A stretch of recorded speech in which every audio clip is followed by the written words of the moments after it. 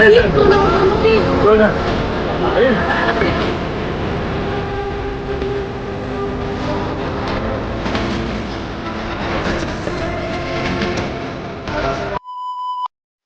Nandito kami ngayon sa Divisoria.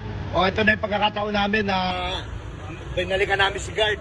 Kasi nung nakaraan, busy schedule niya. So, eto, sana nandyan siya ngayon. Oo nga, sana nandyan siya. Yung guard na tumulong kay Mikmik nung bata pa siya, yung nangakalakal pa kami dito.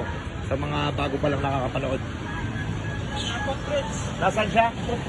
Saan yung banda? Ah, dito siya sa taas. Okay. Nasa taas daw. Lumipat na pala siya ng ano, ng pwesto. Araw-araw lipat. Okay, sige. Agatin na lang namin sa footbridge. Tara, Dave. Tara. Anong footbridge? Footbridge. Ito na. Ano? Video na naman. Doon sa taas, pakita mo, pre. Yan, dyan. Sa taas, nakita tayo. Sige, man, dito na. Yan, dyan na, Mick. Yung Jay, gagi, nakita ko na. Ayun. Di, ikaw na mag-ano, di. Go na. Ayun. Ayun. Dito din ako Dito kaya. mo. Dito mo, Duty, tara. Jay. Ayun, Duty, tanongin na natin, tara. Tara. Duty niya. Duty mo din, nakakaya. Ayaw. Uy. Ano? Oh, tanongin mo. Ikaw naman tanong video mo. Tanongin niya daw, Ma'am Guard, kung kailan daw, kung kailan ka daw pwede makadate niya. Ha? Wala kang day off? Pag uwi niya gabi, uwi na rin tayo nun.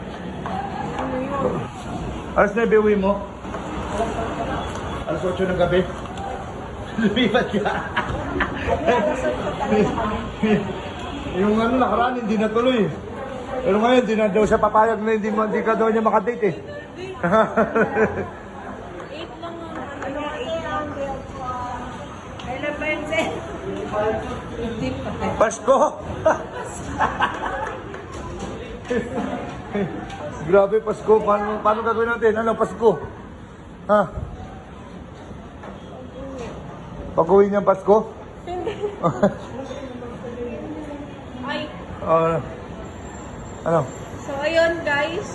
Hindi, hindi magkatugba yung schedule eh. So, ayun. Meron siya Pasko.